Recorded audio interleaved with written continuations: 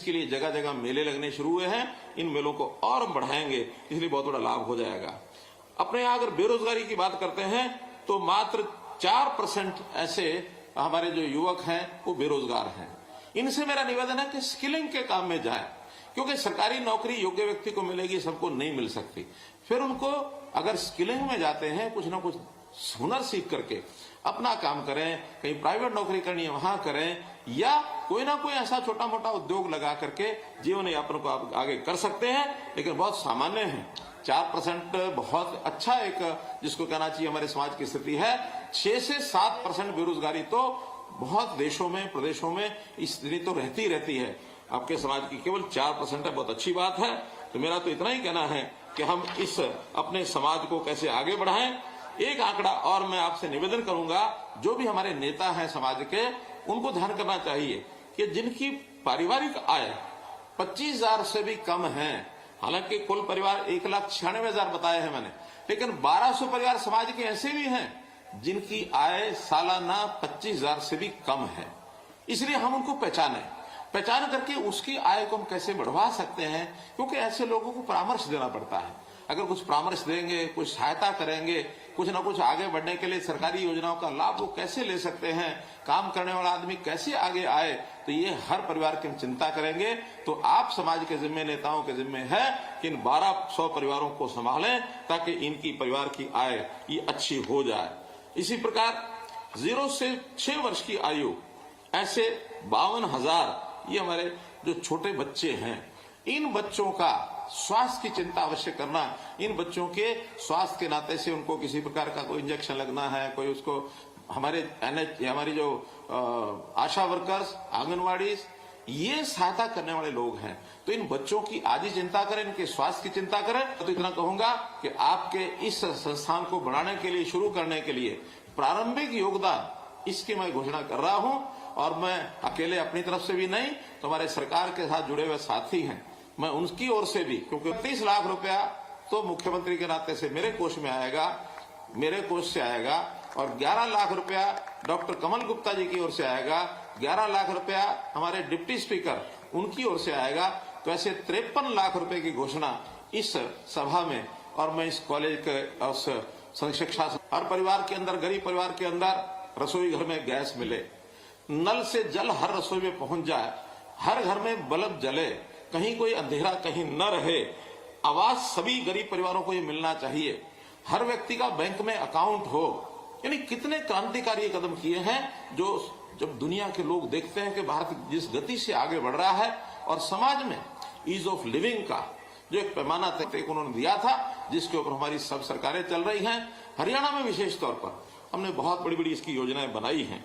हमने परिवार पहचान पत्र, इसके अंतर्गत सब परिवारों को उसका डाटा इकट्ठा किया है, ताकि कोई व्यक्ति अगर उसकी आवश्यकता है उसको आना न पड़े। हमारे पास डाटा है, हम सरकारी सेवाएं और हम उसका यानी समस्या का हल करें, डिमांड के हिसाब से नहीं करें। डिमांड तो बहुत लोग कर पाते हैं, बहुत लोग अपनी बात को आगे बढ़ा भी नहीं पाते हैं, उनके पास इतनी योग्यता, क्षमता भी नहीं होती, वो अपने घर बैठे मायूस बैठे रहते हैं। लेकिन हम घर घर जा करके और ऐसी सारी चीजों का और उनको लाभ पहुंचाएंगे, ये हमने तय किया है। नौकरियां, जो इस प्रदेश में नौकरियों का जो इतिहास, नौकरी बिकने का इतिहास, यानी लोग जो हैं कभी भी नौकरी प्राप्त करने के लिए नेताओं के चक्कर काटते थे, अधिकारियों से साठ-गांठ करते थे, पैसा खर्च करते थे। तो इस प्रकार की सब बीमारियों से हमने छूट दिलाई है कि योग्यता के आधार पर नौकरी मिलेगी। और योग्यता का पैमाना ये यही है कि हर व्यक्ति का टेस्ट में जो उसकी नंबरिंग है, उसका योग्यता है, उसका जो पैमाना है, उसके हिसाब से उसको नौकरी मिले, न कोई पर्ची न खर्ची। इस प्रकार से हमने काम किया। ट्रांसफर जो करते थे, ये भी एक उद्योग बना हुआ था। कोई भी सरकारी नौकरी में चाहता है हर व्यक्ति कि मैं अपने घर के नजदीक आ जाऊं, पैसा खर्च करके और लोग स्पार्शें लगा करके और ये ट्रांसफर कराते थे। हमने सब बंद कर दिया। ऑनलाइन ट्रांसफर पॉलिसी, उसकी सीनियोरिटी कितनी है, आयु कितनी है, उसके हिसाब से जो नजदीक से नजदीक स्थान पर वो जा सकता है, उसको वहां पहुंचाया है। ऐसी सब बातें हमने केवल आईटी के कारण से, ई गवर्नेंस के कारण से करना वाले सिद्ध हो पाया है। घर बैठे किसी की समस्या है, उसको सीएम विंडो में आप डाल दो। सीएम विंडो के माध्यम से 12 लाख लोगों को इस समय तक राहत मिल गई है। हर वर्ष 1-1.5 लाख लोग जो है उसमें बढ़ते हैं, ताकि एक समस्या का हल घर बैठे उस व्यक्ति का हो जाए। ऐसे सीएम विंडो की योजना भी हमने दी है। हमने गरीब परिवारों के उनके एक एक व्यक्ति को रोजगार देने के लिए रोजगार मेले लगाए। अभी तक लगभग 800 मेले लग चुके हैं। 1.5 लाख परिवार उसमें आ चुके हैं। बहुत अभी बाकी है। 7 लाख ऐसे परिवार हैं जिनकी वार्षिक आय 1 लाख रुपया साल से भी कम है। हम उनको सबको बुलाएंगे और सबको आह्वान करेंगे कि कुछ ना कुछ काम करिए, कुछ अपनी आय बढ़ाएं। सबको हम 1,80,000 से ऊपर कैसे ले जा सकते हैं, ये हमारा टारगेट है। और 1,80,000 से ऊपर जाने का मतलब कि हर परिवार की कम से कम 15,000 रुपये महीना ये अगर आय होती है तो अपने घर का सामान्य काम काज वो कर सकता है। हाँ, कुछ विशेष काम ऐसे होते हैं जिसके अंदर उसके ऊपर भारी वजन पड़ता है। आर्थिक मकान बनाना है, वो नहीं बना सकता है। प्रधानमंत्री आवास योजना के अंतर्गत योजना बनाई, हमने लाखों मकान उसमें दिए हैं और हम चिराग योजना में हम शामिल होना चाहते हैं। गरीब परिवार का बच्चा, बालक, नौजवान, बूढ़ा, बुजुर्ग, महिला, पुरुष कोई बीमार हो गया, उसके इलाज के लिए प्रधानमंत्री जी ने आयुष्मान भारत योजना चलाई कि 5 लाख रुपए की स्वास्थ्य बीमा योजना ये वो देंगे और वो दे रहे हैं।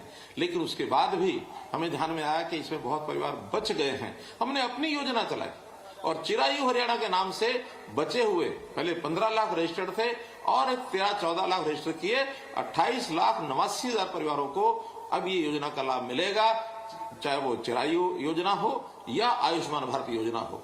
5 लाख रुपए का स्वास्थ्य बीमा।